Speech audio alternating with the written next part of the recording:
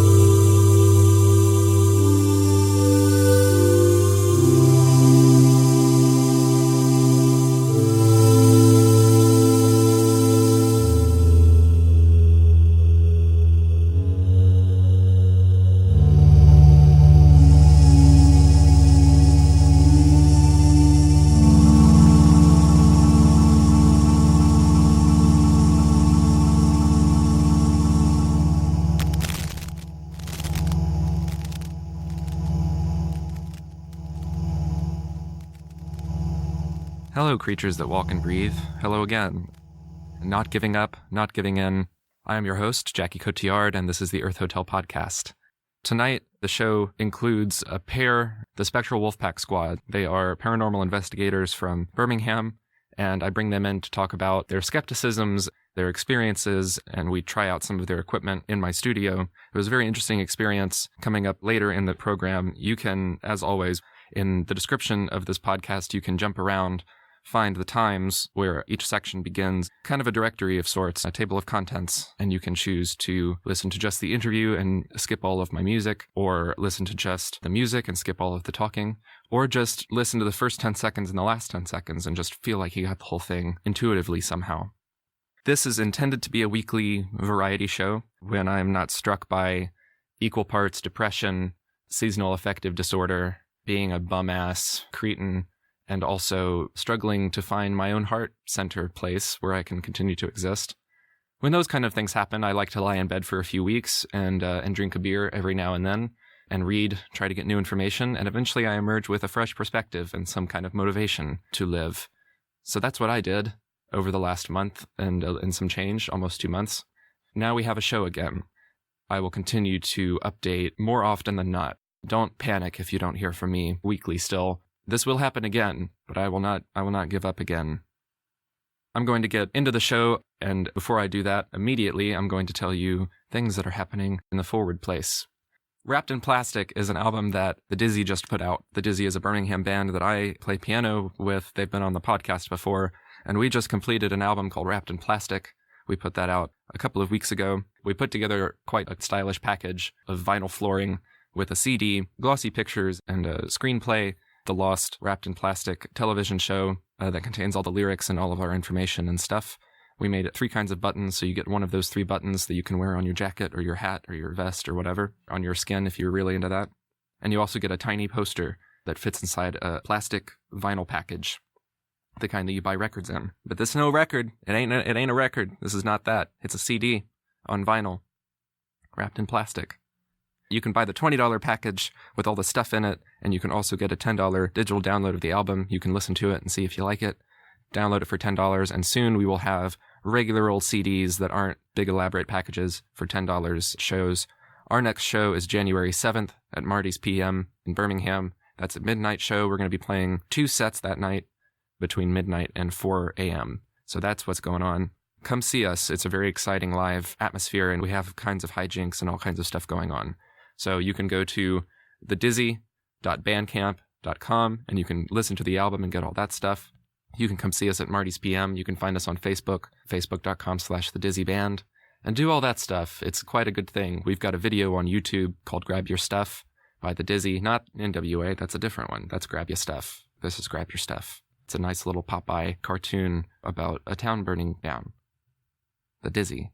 We're the band that will kill Birmingham. Goulash Comedy is an organization that operates comedy stuff in the Birmingham place. They put on comedy open mics, one of the best comedy open mics in the area. They're throwing a Festivus celebration, Festivus 2016, if you've ever seen Seinfeld. You can go and read about it on the Syndicate Lounge Facebook page.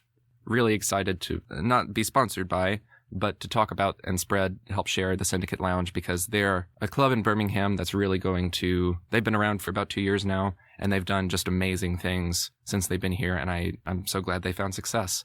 So go to that, Festivus, for everyone, for the rest of us, for all the people. Sponsored by Goulash Comedy at the Syndicate Lounge, Monday, December 19th at 8 p.m. It's $7, and there will be Mario Kart and special dishes and various things made that you can nosh. General hilarity, fun and games kind of stuff. Also at the Syndicate Lounge, December 21st, that's Wednesday at 5 p.m., the Ataris, Me and My Knife, and Sister Sniffle. That can't be 5 p.m. That's got to be 9 p.m. You can find it on Facebook. The Ataris, Me and My Knife, and Sister Sniffle at the Syndicate Lounge. The Ataris are a quite renowned band that a lot of rock garage DIY kind of people are excited about in Birmingham. They just put out an EP in October called October in This Railroad Earth. You can go to their Bandcamp, theataris.bandcamp.com, and get that. Me and My Knife is a Birmingham band, and they play fun, loud, fast, rock pop, groovy songs, the stuff that you dance to. And then Sister Sniffle is a good friend of mine. She has a beautiful voice, and she sings kind of melancholy songs about melancholy, happy, nod your head back and forth in a really pleasing manner, but also pull at your heart parts a little bit. December 21st at the Syndicate Lounge. That's what's going on. I'm playing a show at the Firehouse December 17th, next Saturday. There will be speakers, there will be other performers, and that's at the Spring Street Firehouse in Birmingham.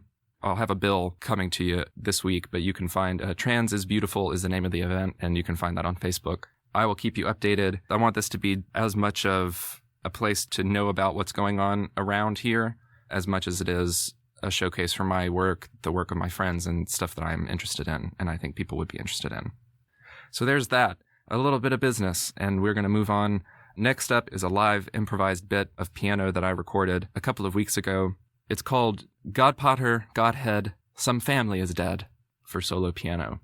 Following that is the Spectral Wolfpack squad and my interview with them and our experimentation with their spirit box. That's part of their equipment. So we're going to close the show with one of the singles off of the Wrapped in Plastic album from the Dizzy, Frank's Nightmare. We call it that because Frank Sinatra could never, ever have had a hit with the song, but we do, I think. We hit something with it. It'll hit you. Stay tuned. Godpater, Godhead, some family is dead.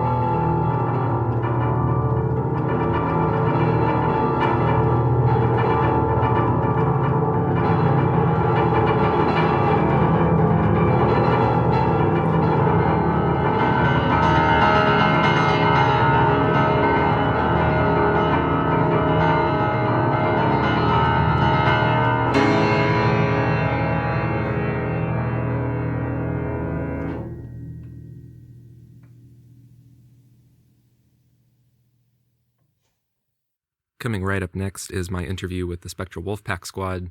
We start off talking about a spirit box, which is a device that Alex will explain. It scrambles radio signals and scans through them very fast to present this cut-up language passageway for things to come through.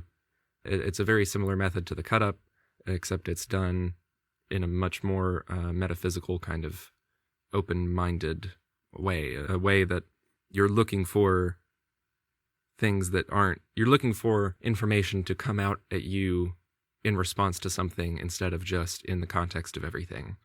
So without any further ado, I'm going to take you to the duo that is Spectral Wolfpack Squad, Aislinn and Alex. This one, right after we turned it on, it said my name in this weird old man voice. Yeah, that was weird. Wow.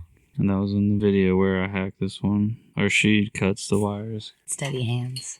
And then like the other equipment, we use EMF detectors and things like that. But I figured I wouldn't bring those because when there's other electronics around, Yeah. And then like phones affect them. And so I don't actually use those as much as I even would like to. Yeah, I'm sure if these are getting fucked up by our signals being everywhere, I'm sure different receivers would be also. The session I did at Ruffner Mountain, I didn't hear any responses when we were doing the session. Yeah. And then you'll go back over it and just hear things weren't there. Have you heard some of the unexplained voice recordings that were done, I guess it's 70 or 80 years ago now? They would record voices in quiet rooms on analog tape, like isolated recordings, and voices would show up on the tape. I might have heard it, but we definitely catch things like that happens to that. us all the time. Yeah. Or, well, it won't be like a quiet room, but there's lots of videos we have where we're walking through a space and it's like on our video cameras, the sound or the voice will be on the video camera's microphone instead of the actual recorder's microphone, because we'll have like a Tascam and then like a regular Momo voice recorder and then a camera going. And we'll catch audio on the camera's mics, but like the mics are terrible. Like if you hear us talking on the same footage, like we sound really muffled and far away, but this whisper is like right up on it. It's like pss, pss, pss, pss. It's real creepy. And we got that one in Bryce. That's our favorite one. It just says, "Get out." Yeah, it's like, Yes, I will. Thank you. Yeah. Okay. Those people, the first time we ever went to Bryce, it's hard to go to Bryce because it's just like a drinking spot in Tuscaloosa, apparently, for high school kids. So every time we go there, there's like a million high schoolers there. One of the sets of high schoolers, they end up following us around the whole time.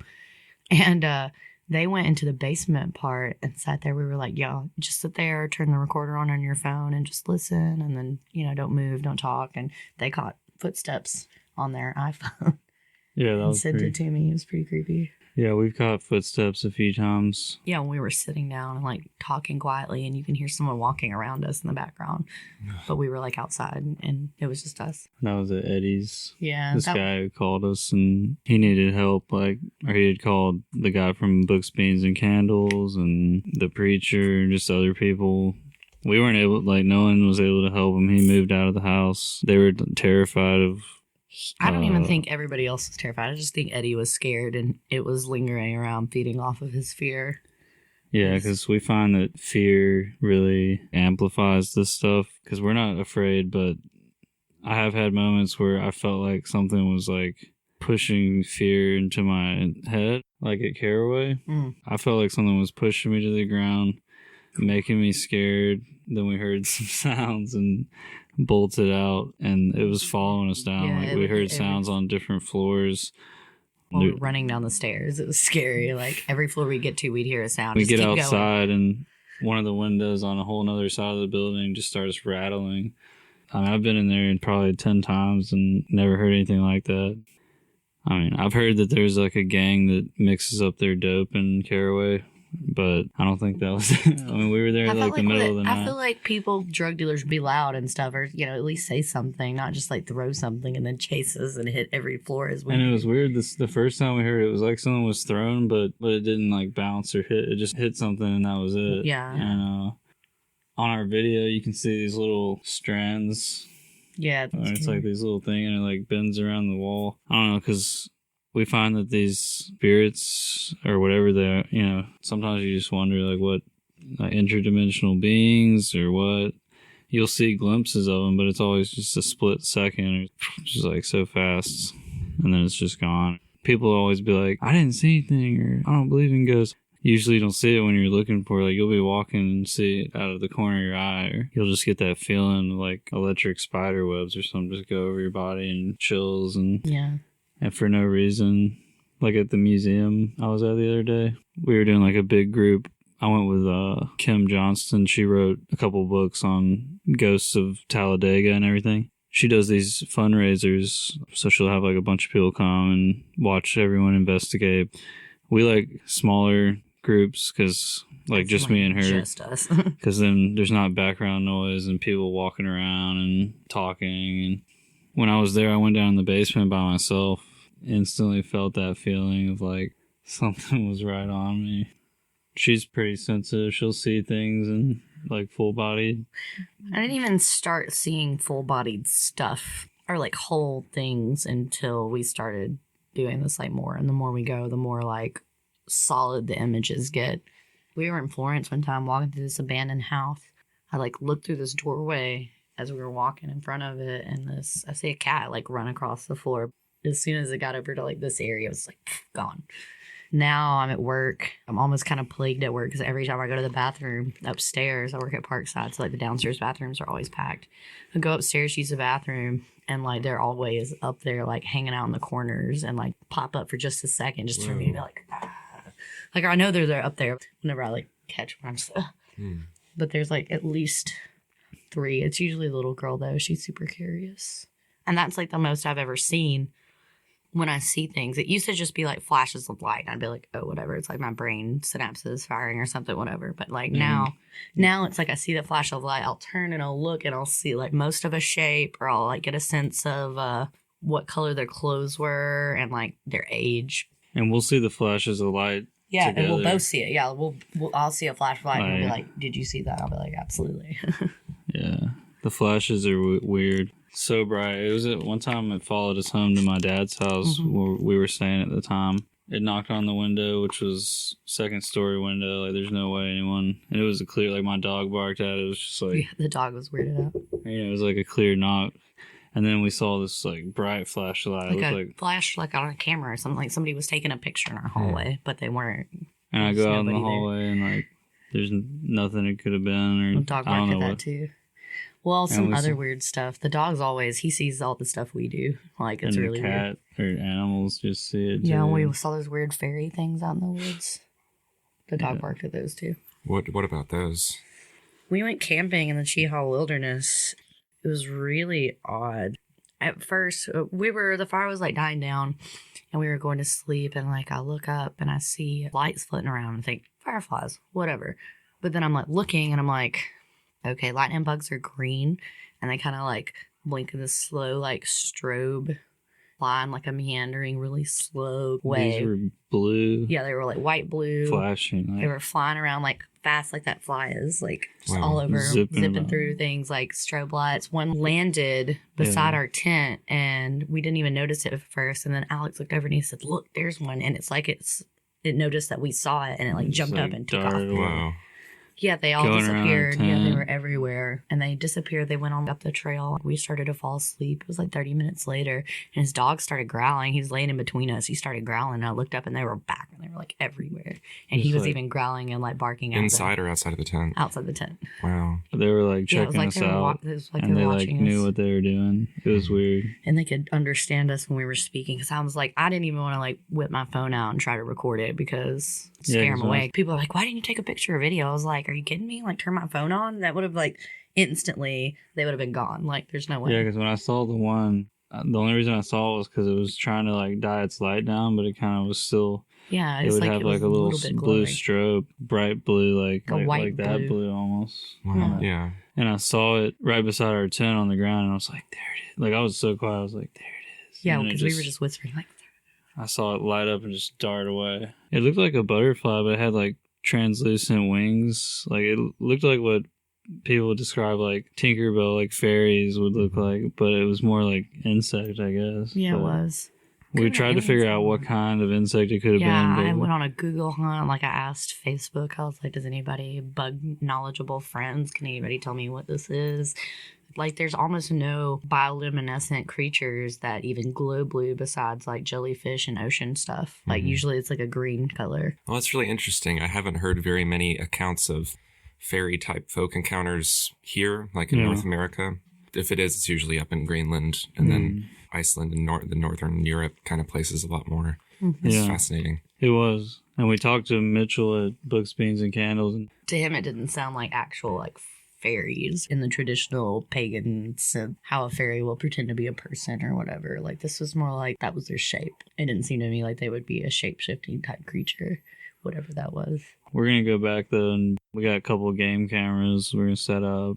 I didn't actually bring any equipment. Yeah, we didn't bring anything because we were just going camping. We just didn't to expect relax anything to happen while we were there. Right. Sometimes you just need a break from the spirit work and stuff, because for me it can be really draining. And like, I'm on a little break right now. Like, I haven't really been doing much work the past week, but I'm gonna start back up again. Well, we're about to go to New Orleans, so we're probably gonna film at least one thing while we're there when we hang out. And then we've seen some full body shadow figures. We went to Waverly Hills. It's a tuberculosis sanatorium. Oh, wow. Allegedly the most haunted place in North America. In Alabama? Louisville. Oh, okay. It was a little rough trying to get good evidence while we were there because there was just like, we're part of a huge group. Not everybody in the group is like super serious. Like, some people were just there. Didn't bring Flashlights or anything. water. They're wearing like club outfits. Not trying to get data. Yeah, they're like big cloppy boots, and I'm just like, everywhere they step, it's like click clunk, click clunk.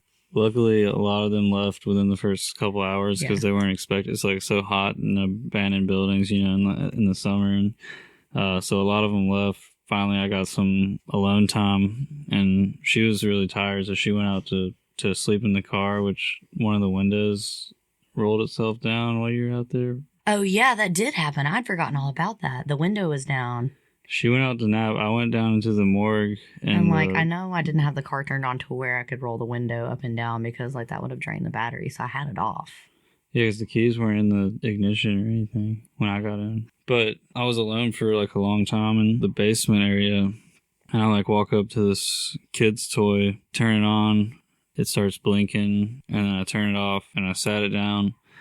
Right when I turned around, this like the split second, it was back on. So I just thought I didn't turn it off. But when I watched the video back, you can see where I do. You can hear the click and everything, but I don't know. I wish I'd somehow caught when it turned back on or something, because it's just so fast, and it was just like, yeah, it's like he turns back away on. and it's back on. You can hear it in the background. He looks back over and it's like lighting back up. Wow. I don't even think And he I mean- realized at the time what had happened either. And it's like later on we were watching it, we're like, oh my God, that is yeah, because I wild. forgot that even happened until I was watching back.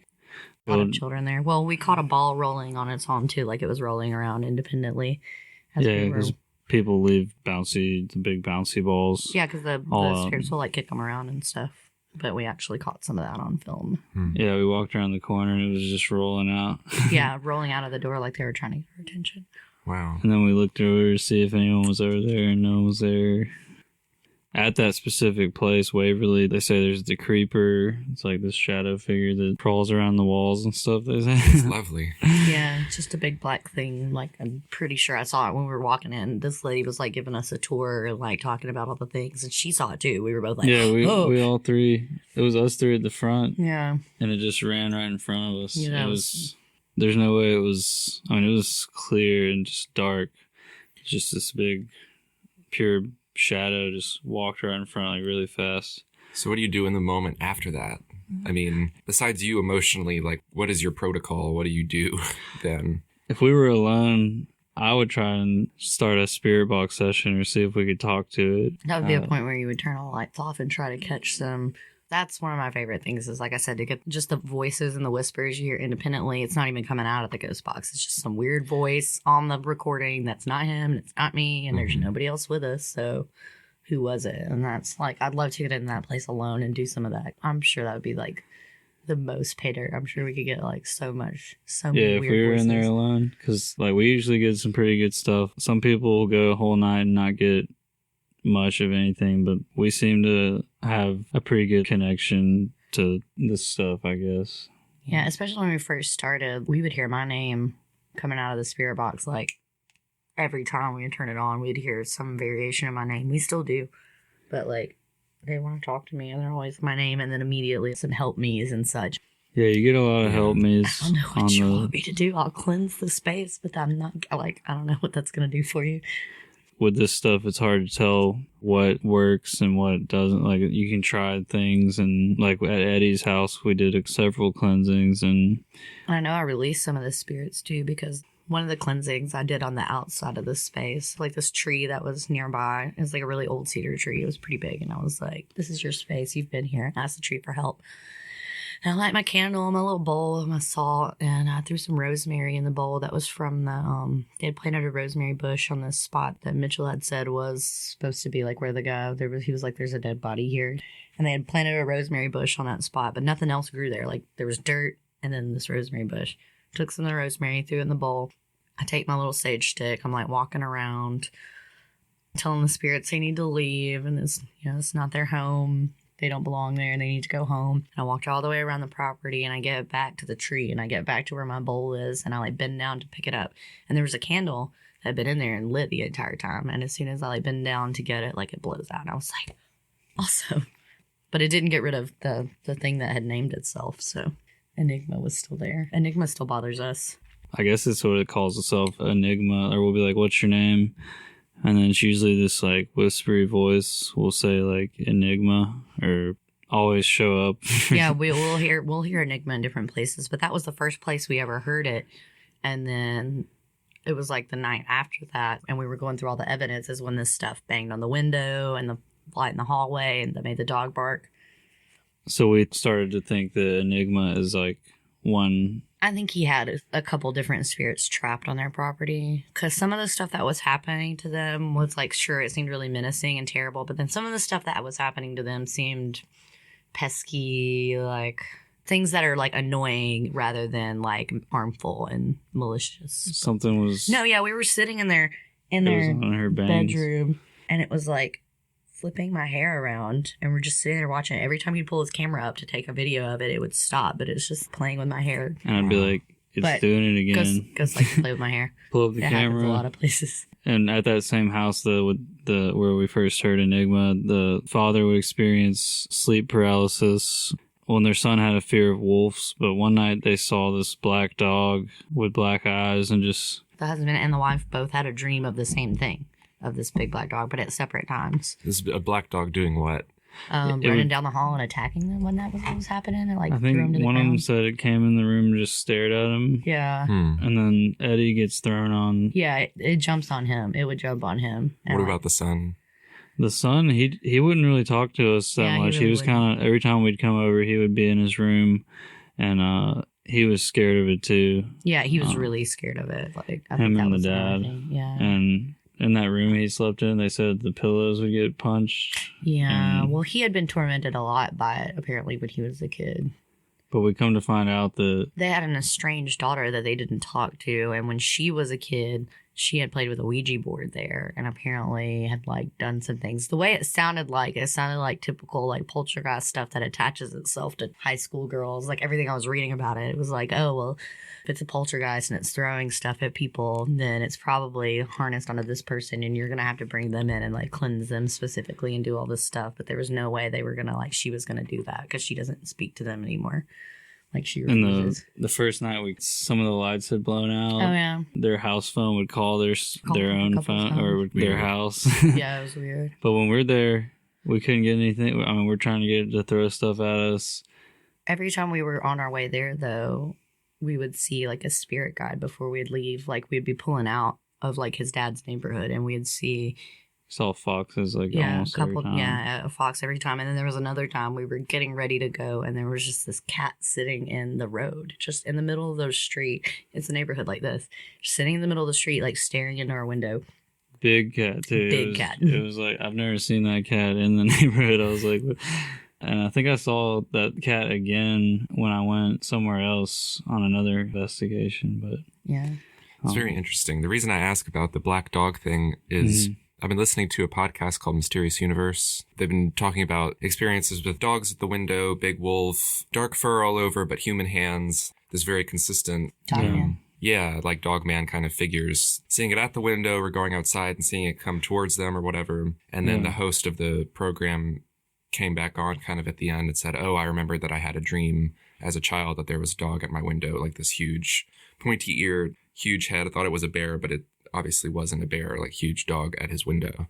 I want to say the son had seen some things like that at his window. Mhm. And No, he had it was like something that was like plaguing him. Like he had an irrational fear of wolves, Yeah. but it was because this big black dog thing was bothering him.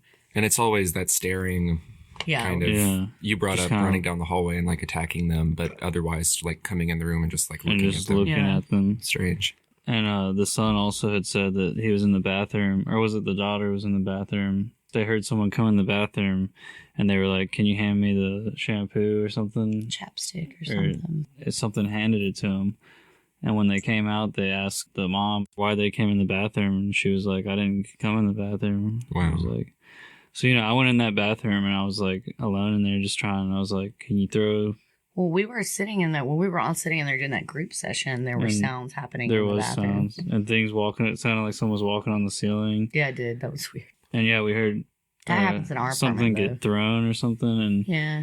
it was like we were using a Spirit Box app, or we'll talk about those in a minute, but we were using the app and it said, sounded like it said, "Did you hear that?" right after Yeah. this like bang, or it sounded like the cabinet kind of slammed or something.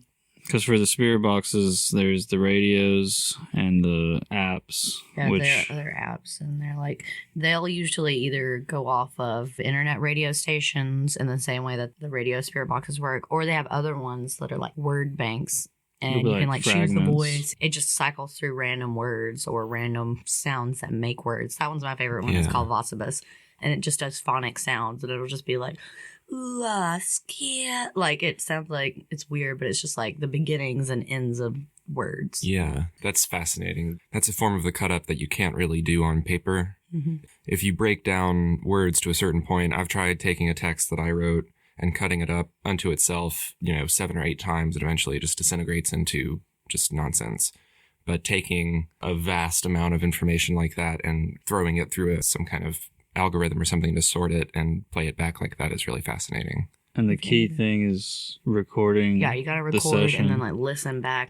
And sometimes you'll even get different things on different, like if you film and record, you might have something on the recorder that wasn't on the camera picked up on like an EVP or something on the Spirit Box that comes through. That's what I was talking about earlier. Like our camera will sometimes catch whispers and stuff, and like the camera's microphone is terrible, but we'll get voices that sound like this close on the mic. Mm-hmm. Yeah, But, like, like- to get out. I want to stab you. Oh yeah, yeah. Like, that's what it sounds like to me. And Something like that. And it was right after these people were messing with us because, like we said, at Old Bryce, it's like a drinking spot. The kids love to go there. Well, that specific night we pulled up, it looked like no one was there.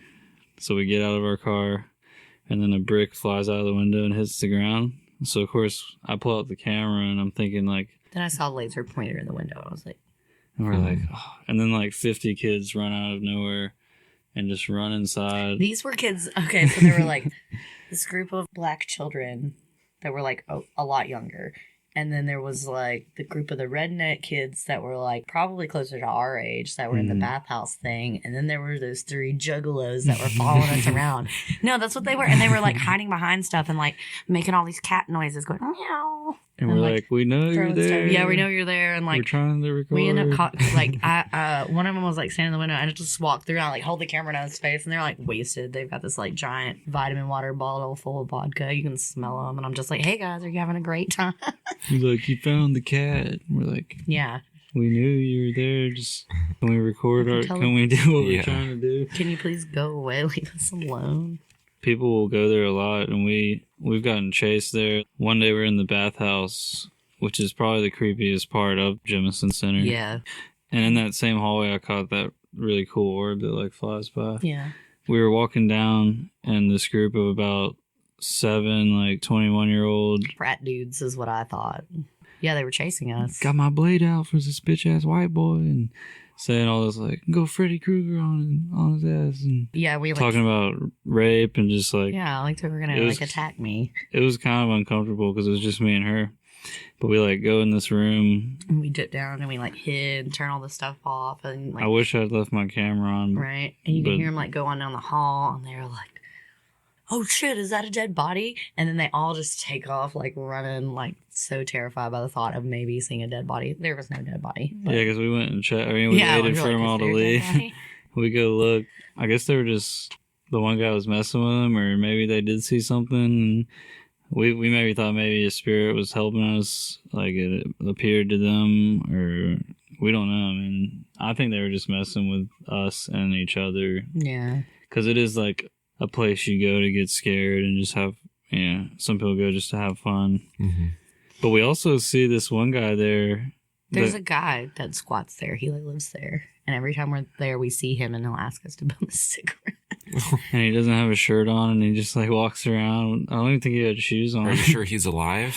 That's the thing. Yeah. He's like a person. Last time we saw him, when he walked up, we heard voices all around. Yeah. It sounded like a whole group of people coming, but it was just him. Remember when Brad went with us? Oh, yeah. And he walks up. It was like 5 a.m. and he just walks. He's like, "Y'all got a cigarette?" And we're like, "No." And he was like, I don't remember what he said, but we heard like it sounded like a whole group of people walking up.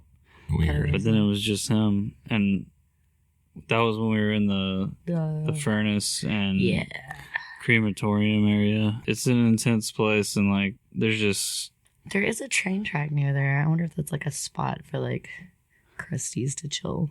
Because he would like walk when we first he was saw walking him, from the train tracks for sure. He was Because we walked walking- across the train tracks. because the one way you can get there. You gotta like park next to this church and you walk in through the back. But really, you can just pull up to the front of the place. We just didn't know because we were afraid the cops would show up or something. That never happens. I just can't imagine that being like a long-term spot for someone. I know. He's been there every time we've gone there. We always run into. There's so many like rooms and different like sections, and there's like whole houses there that are like just grown up, and you can't even really see them because like I imagine he could probably live in that one little house thing for a while. Yeah, I mean, we still haven't explored every single part of because there's stuff out in the woods and spread just out. little houses. What does the place used to be? Jemison Center, they call it Old Bryce, but it's actually not. The actual Bryce Hospital was actually built, I believe it was built before this place, but this place, not before this place, but before this place was a hospital. It was a plantation called the Crabtree Crab Orchard Plantation, I think.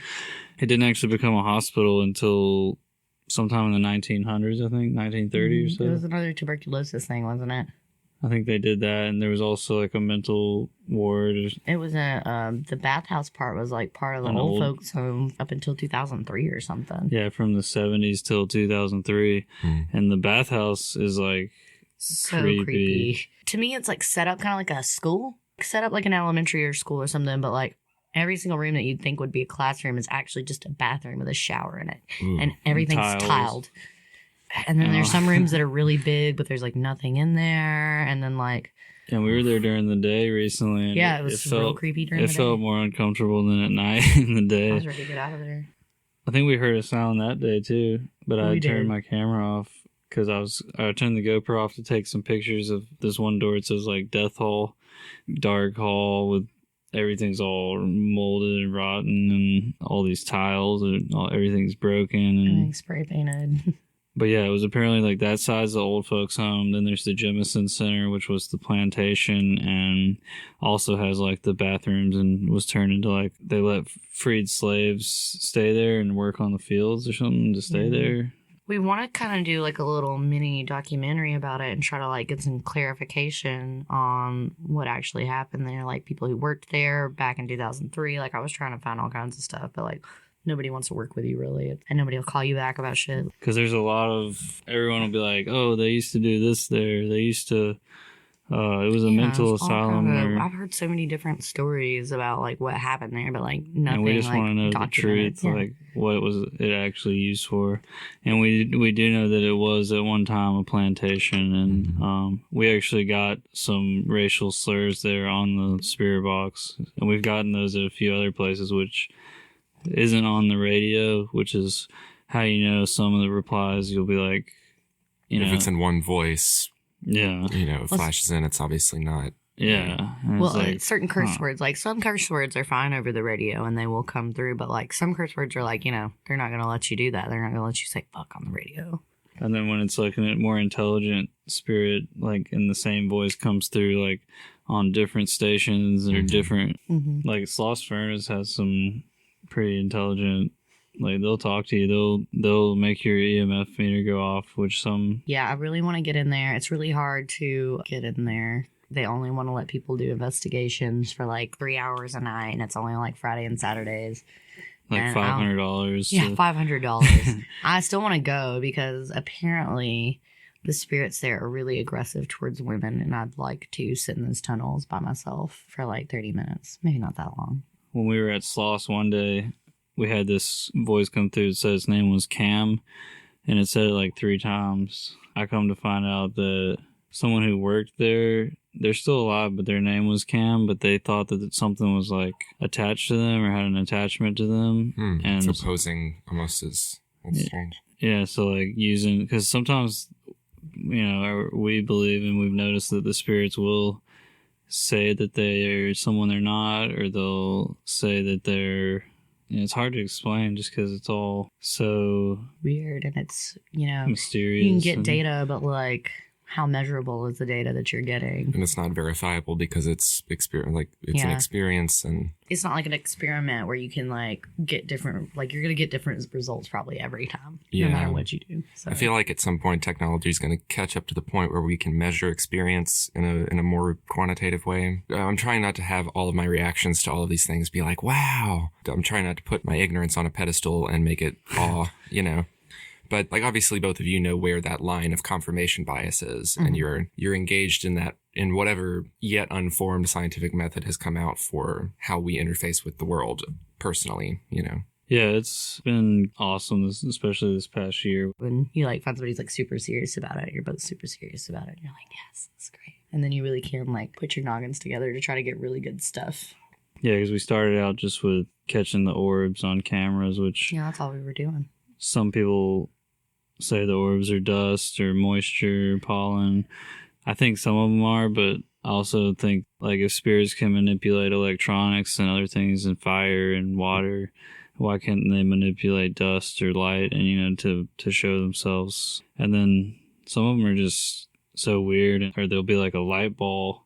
Because like it's funny, they'll say it's dust or whatever, but when you have a big dust cloud and you're taking pictures in and around it at night, it doesn't show up on the camera. The dust particles don't. We only get these weird orbs in certain places at certain times, and we see lights like all over the place, like especially when we're in super dark places. We see a lot of red flashes and a lot of little red specks, and then sometimes white ones here and there. And in our apartment I have a large doll collection, like old, there's always lights blinking around. Old dolls that were owned by my grandma who passed away, and my mom's ashes are in the apartment. It's next to a little mental house. And we have a lot of things going on. There's the church next door has like cremated remains there too. So there's just a lot. Our apartment's like, we live in Highlands, so we're really close to Mountain Brook, and pretty much all of Mountain Brook is used to be a cemetery. The zoo and the botanical gardens are all built on a There's like several thousand graves underneath there. Like the other night, for instance, I was sitting on the bed and I saw something fly off the doll shelf. It was like a big brown like bird or something, and it just like flew off the doll shelf, off the top shelf.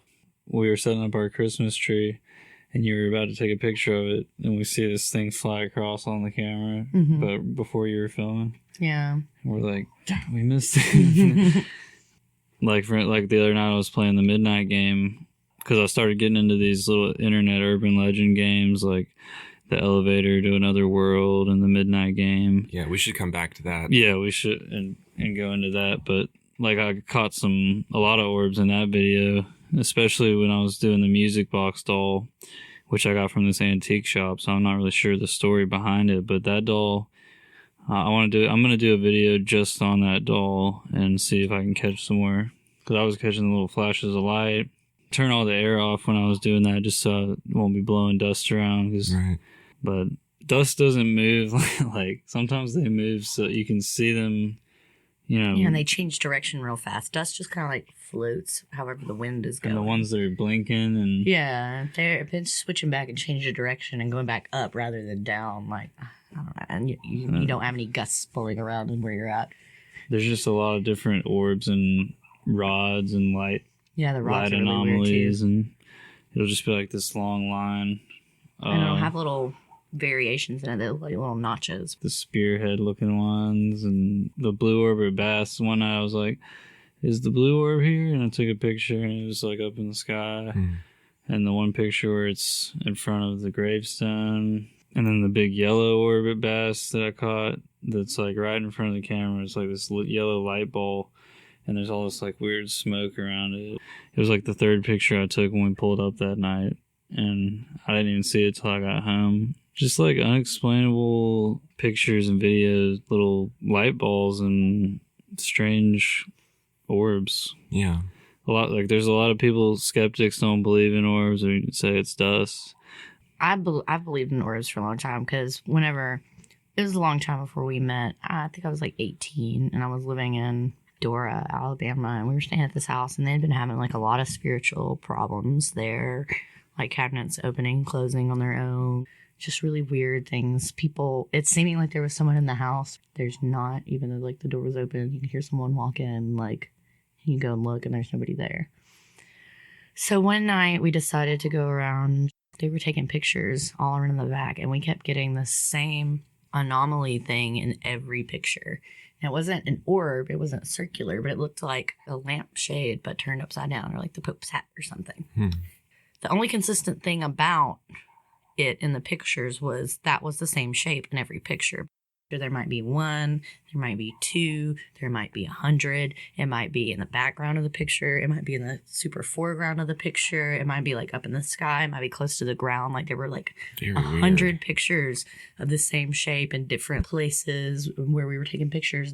Sometimes there'd be like tons of them in the picture. Sometimes there'd just be one or one or two. And there's one where it's like pretty big in this picture, and like if you zoom in, you could see the face, and I was just like, it was like eyes and like a really creepy smile. Wow. Can you email me that particular photo? Or no, do you have that? This was like, I was 18, so like 2008. The computer that was on is probably still in that broke down house, to be honest. No, but I can email you some of the pictures we've caught recently. Yeah, sure. I'll I put wish them I in had the those post pictures here. too, because that was like gold. Like, Wow. Yeah, because I asked her too. I was like, I'd love to see that.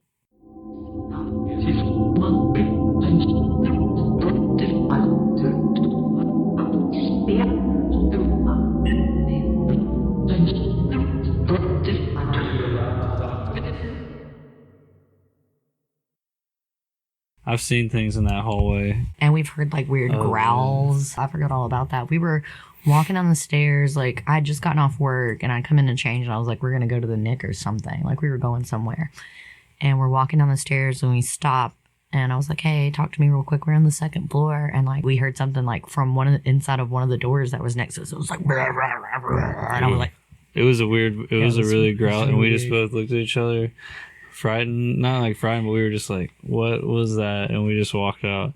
But it's weird because like one is like a girl who lives there by herself, and the other's like these two girls that live there. Yeah. And so, And they both have dogs too, because they. so I mean, maybe the it was a couple dog has- they have growling, but this was like a voice. Like I think this was before they moved in though.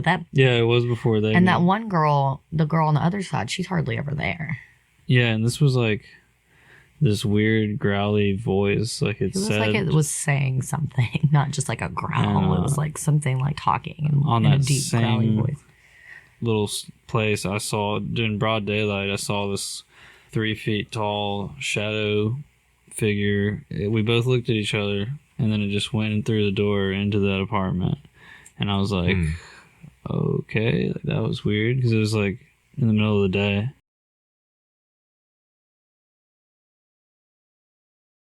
Some people just let their fear get the best of them too. Yeah.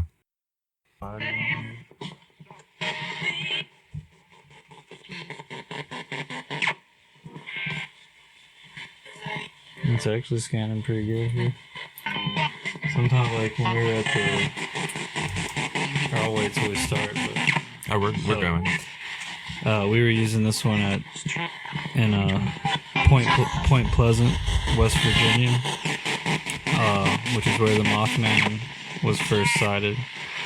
in 1966, and they have this area called the TNT area, which is all these old bunkers, and they would house explosives during World War II, and World War One, right? That was World War II. World War II. And we would go in the bunkers, and we were doing a spirit box session, and there was no radio coming through. It was just making loud noises, but we still got voices and replies, which was pretty cool. And that whole town, you had the Silver Bridge collapse, 46 people died. The Mothman sightings, UFO sightings. You've seen the Wolfmen, like dogmen. They actually had like a group of dogman hunters at that festival thing. And there's actually a dogman in Pell City, supposedly. I've been seeing videos. I kind of want to get out there. Oh, wow. And the one guy, he's been getting some views on his dogman hike video. But yeah, this specific spirit box is a Memorex 2 Extreme armband radio, and we just clip the mute cord, which enables it to just scan freely like that. And this is the one that, like, right as we turned it on, we got my name, get voices.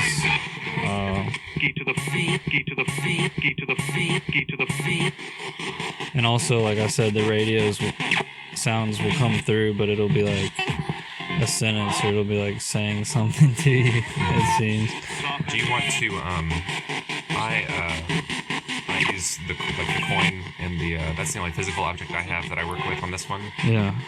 But I've had a couple of experiences linked to like stuff moving around and knocking against the window and stuff like that when I was doing the ritual for it. Yeah. So do you want to try to work with that? Yeah. Yeah, I was interested to hear more about I looked into the cut-ups that you were telling me about. And, yeah, it's really interesting because that's essentially what this is. Yeah. Just in a higher tech form. Yeah. So this is like the template for the podcasts. So I'll roll a die or pull up a random number generator. Yeah. And let that go. I think in like 4 or 5 columns, like 4 or 5 rows of 8 numbers, so I can rule out repeats. And so down it. For this episode.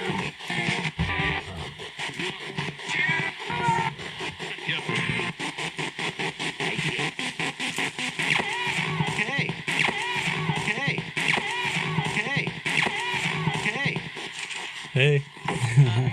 Hey, what's up?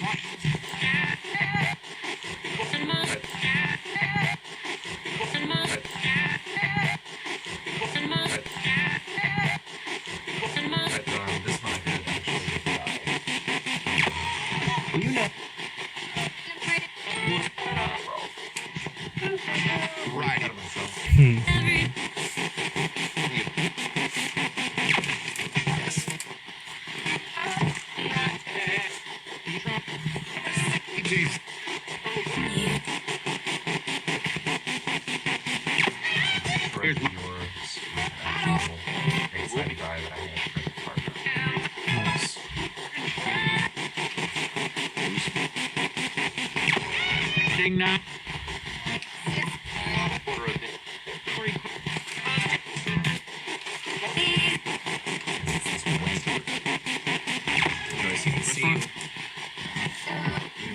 Like the numbers that I got. So I come out with a general order of what and then I flip the coin to decide which of the columns are Talking about direct from. So 7 heads would be a live reading of some spoken piece, and then 7 tails would be live improvisation that I do on my own or whatever. So that's how these things get designed. So this is the coin that I use for that, for all of those experiments. And before I do, it's done in a ritualistic mindset. So it's a really good way to get your intention, together though, and to create that kind of energy. I think a ritual plays into a lot of things in our lives, and we don't even realize it. It's like a comforting thing to a lot of people. That's why my mom became like Catholic, is because she likes the ritual of Catholic Mass. Because we've found too that the abandoned churches, or even if we go into a church, we get a lot of activity in those places. Yeah, there's intention to pour into that. Yeah, exactly.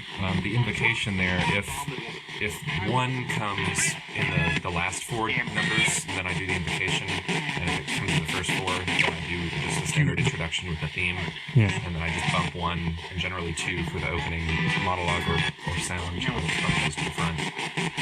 But the invocation is prove it, prove it, prove it, prove it, prove it. To this point, been Homer's invocation of the Muse, translated by T. Lawrence, which ends with make this tale live for us in all its many bearings. So like whatever I do, whatever I put out from this point, like allow this to be true and like the most accurate thing that I can put across. So that's what that's for. But that's the coin that I use for the perform thing. So if you want to take us through your procedure for Spirit Box. Yeah.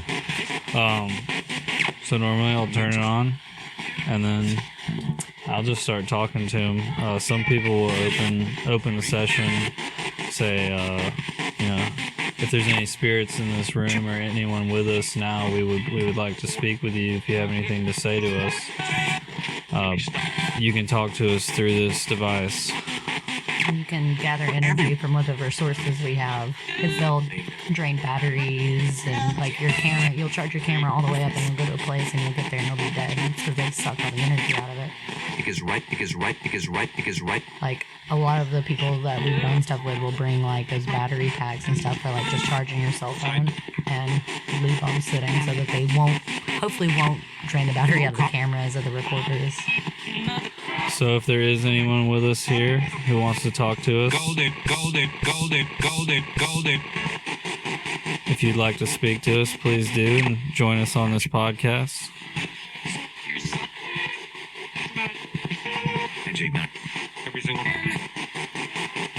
Does anyone here want to tell us their name?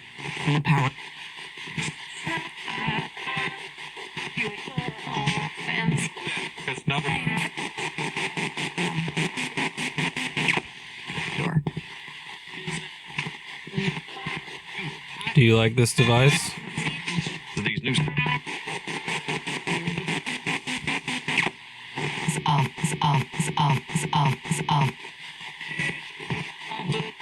It's off. One day we had one come through and say, "What a horrible device." We were like, yeah. Because some people, it's like the Ouija board. Some people have that, it's got that bad stigma surrounding it. People think evil follows it or just comes through it. And I enjoy Ouija. I got the Ouija. But also I've had some strange, when I use Ouija, I'll have, sometimes bad things will happen after I've used it, and sometimes I feel like it's connected somehow, but... I don't use Ouija, I don't like it. Yeah, I wouldn't. I haven't been... I'm not a fan of Ouija. And I've heard about one thing to never do is always ask for someone to talk to you, not something, yeah, because you never know. And 30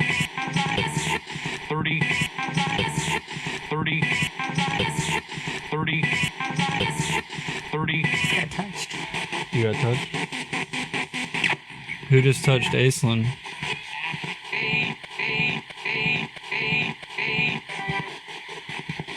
Who's you?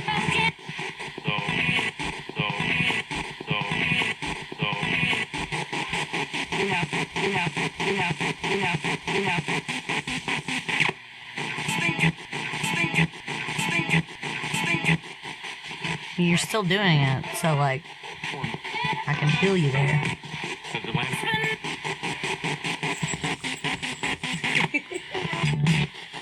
Did you follow us here?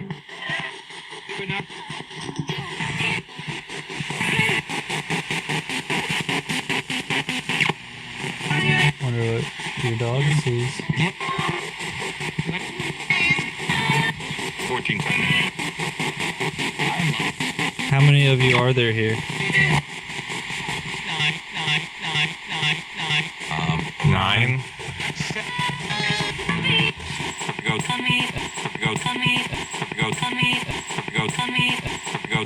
And when it's that clear, like, that's when you're like, whoa, like, I just imagine all the stuff we're like not catching, and we can go back and listen to it over and be like, yeah, because you might be, when you're playing it back, you'll probably hear things that, and especially in those voices that are kind of in the,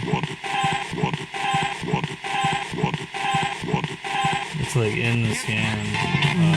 Like I was saying, like on those radios, the channels that have that just white noise kind of, just when it's like, shh, that sound is, they say it just comes from the atmosphere, you know, it comes from those, whatever, I guess radios use, what, satellites, and well, there are all kinds of different energy waves going through the atmosphere at all times. So. but like we don't put those sounds in the radio. Yeah, they're just there, like. So it makes you wonder, like, so can anyone of the 9 here tell us your name, please?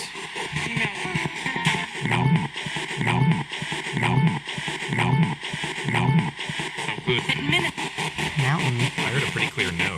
Yeah, I heard that too. Why can't you tell us your name?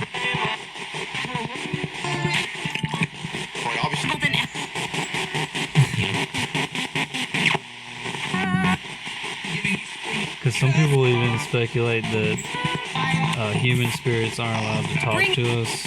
Or They're not that supposed to. They get in trouble when they do that. and that's always interesting to me because sometimes you will hear from one spirit, but then you might not be able to hear from them again, or you might not hear from them again. And like the one at that cemetery, Montezuma.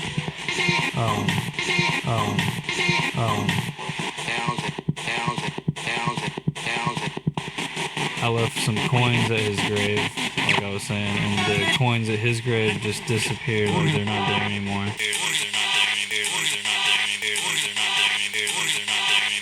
But the coins at his wife's grave right next to it were still there, and then I just never really heard from him that I knew of again. Yeah. It's hard to say though. Yeah. Renting. Is that?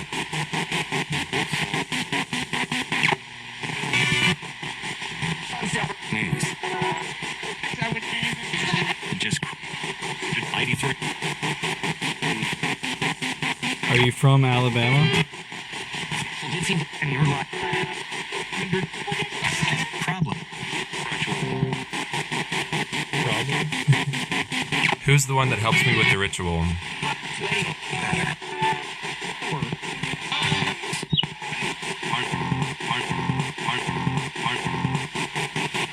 Sound like a bird. Yeah, no, I like that too. Were you here for Clara? Vacation.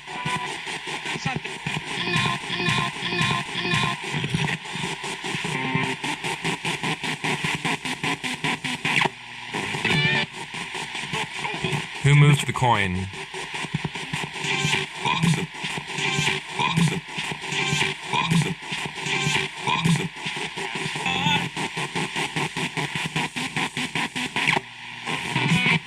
So feel you touching me. So feel you touching me. So feel you touching me. DC.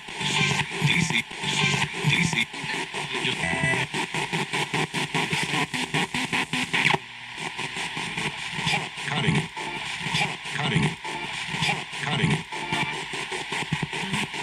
When you look.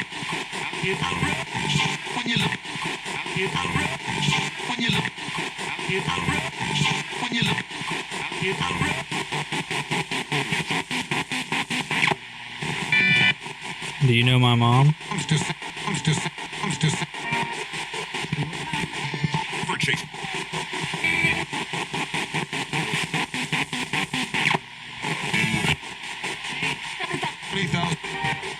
Nail. This vehicle.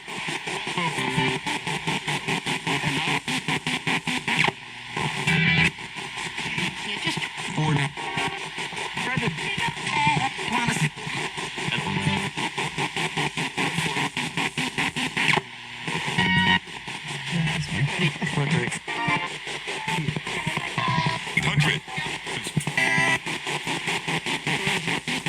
Here's a handcuff key. Dang it. Quality. Say. Subsequent. At the beat. Ranger. Bill F. With custom. At least the Do you know our names?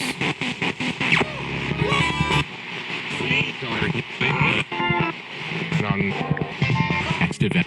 Football. Football. Coming. And it's interesting, the one box I have, Any. it's like a bigger box radio. And when I was doing that Midnight Man game, the scan kept turning itself off. Scan kept turning itself off. Scan kept turning itself off. And it usually doesn't ever do that. And Point five. This one will turn it Sort of. on a lot. That radio will continue to just be on. Yeah, And the only way you can turn it on is to like press down on this button on the top of it. It'll just be like sitting in a bag or something and not being messed with. Feature for that one. yeah, we can try this. And we thought that it was the, alright, we're going to close this session and we're going to start our, really hit or miss sometimes. Like, sometimes I'll get, so like this one I've gotten some really good stuff through.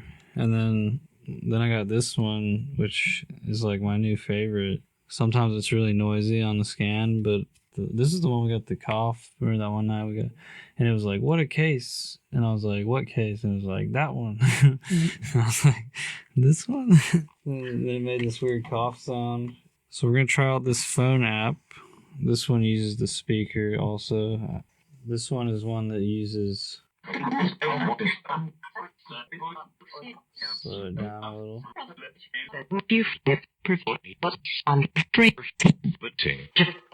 You turn on the echo.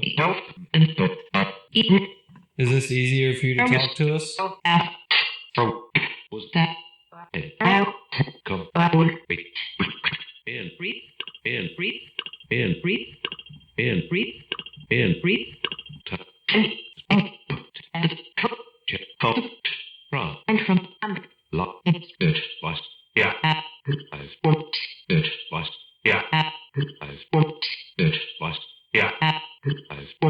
Can you tell us your name now?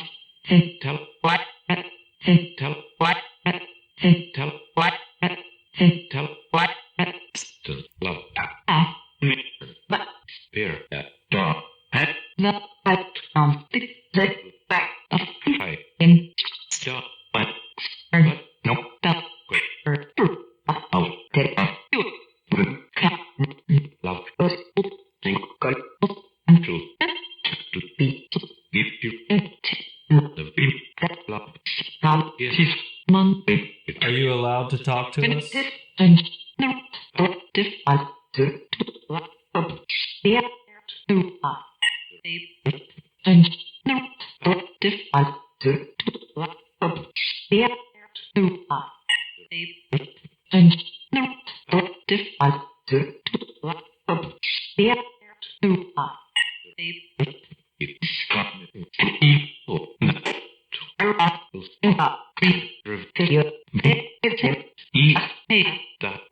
We're looking to speak to humans like us. Like us. I am too.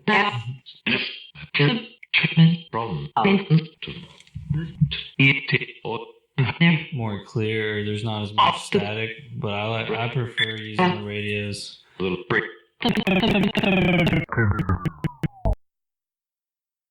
At this point, my audio became corrupted, and we couldn't continue with the spirit box going alongside us talking about the various things that we got to after that. We mentioned a series of games. They're games you shouldn't play by yourself. You can find them on various blogs and creepypasta-type places. They're essentially kind of bastardized rituals that are supposed to put you, according to the stories and the mythology, it's supposed to send you to other dimensions or summon ghosts and demons and things to, like, interact with you or whatever. But an exercise to put you in this, not fearful, but very aware place, almost like a sensory stimulant. So you get into this weird trance, kind of like the feeling after you come out of a horror film. You're just like, oh, everything around you is very heightened.